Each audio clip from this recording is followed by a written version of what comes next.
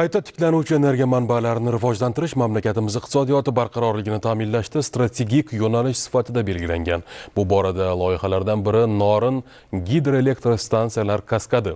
Davlatimiz rahbari 2024-yilning mart oyida Namangan viloyatiga tashrifi chog'ida quvvati 228 megawatt bo'lgan gidroelektr stansiyalar kaskadi qurilishiga start bergan edi. Ayni kunlarda bunyodkorlik ishlarining birinchi bosqichi yakunlandi.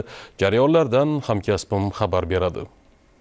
Bir yil davomida qurib bitkazilgan 6 bosqichli GESlar kaskadining birinchi bosqichining o'zida ulkan inshootlar nihoyalanganini ko'rishimiz mumkin. Birinchi GESlar kaskadining o'zida asosiy podstansiya, energiya ishlab chiqaruvchi stansiya va asosiy suv o'tkazish inshooti qurib bitkazilgan. Namangan bugun yashil energetika borasida o'zi uchun katta resurs yaratib ulgurgan mamlakatdagi yetakchi viloyatga aylandi. Bu so'zsiz davlat rahbarining shaxsan tashabbusi va hudud uchun amalga oshirgan energetik siyosatining yirik va real misoli.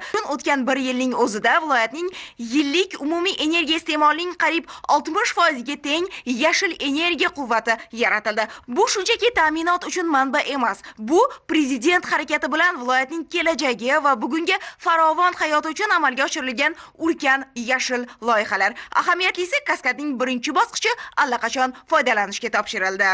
Loyiha Norin daryosining 26 kilometr masofasida joylashadi. 6 bosqichdan iborat kaskadning har bir stansiyasi 38 megawatt soatga, umumiy quvvati esa yiliga 1,25 million kilowatt soatga teng. Solishtirish uchun kaskad o'rtacha uychi kabi yana 5 tumanni yashil energiya bilan ta'minlash imkonini beradi. O'rtacha 450 mingdan ortiq xonadonga uzluksiz yashil energiya uzatish quvvatiga ega. Davlatimiz rahbarining 2024-yil mart oyida Namanganga tashrifi davomida ushbu mega loyihamizga start berildi. Ushbu obyektimizni qisqa muddatda sifatli qilib bajarish bizga yuklatilgan va bu natijaga biz erishdik deb bemalol ayta olaman. Bunda suv to'sish inshooti, suv olish inshooti, suv keltiruvchi kanal, suv olib ketuvchi kanal, GIS binosi, ochiq taqsimlash qurilmasi va bir qancha yordamchi xo'jalik binolaridan tashkil topgan. Davlatimiz rahbaridan bizga bildirilgan ishonch tufayli O'zbek Gidroenergiya aksionerlik jamiyati tomonidan kunu tun belgilangan grafik reja asosida qurilish montaj ishlarini olib bordik.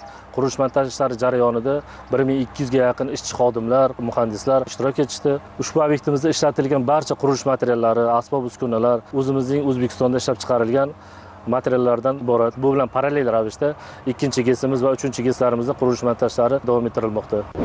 GESlar kaskadi har jihatdan nafaqat tuman, viloyat, balki mamlakat uchun ham ahamiyatli mega loyiha. Kaskadning qurilish jarayonida o'rtacha 2000 ish o'rni yaratilgan bo'lsa, loyiha to'liq ish boshlasa, 300 dan ortiq doimiy ish o'rni mavjud bo'ladi. O'zimni yashash hududimga yaqin bo'lgani va bunaqa zamonaviy joyda ishlash imkoniyati menda borligidan men xursandman. Talaba bo'lib turib bu yerda amaliyotlar o'tayapmiz.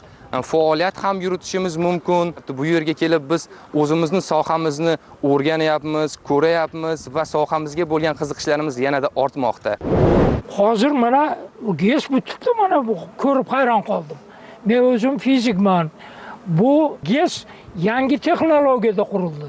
Bu birinchi o'rinda prezidentimiz tashabbusi bilan shunga mablag'ni ajratib, bu oson ish emas. Har bitta kaskadni men o'rganib chiqdim. 25 metrga suv sho'ng'ib, yana o'ringa chiqib, xayolga keltirish qiyin edi. Chindan ushbu GESlar kaskadi gidroenergetika sohasidagi mana shunday ulkan yangilikka aylanib ulgurdi. Uning har bir obyekti mana shunday hajmda, ko'lamda qurib bitkazilyapti. Ushbu loyiha 2030-yilgacha yakunlanib, foydalanishga to'liq topshiriladi.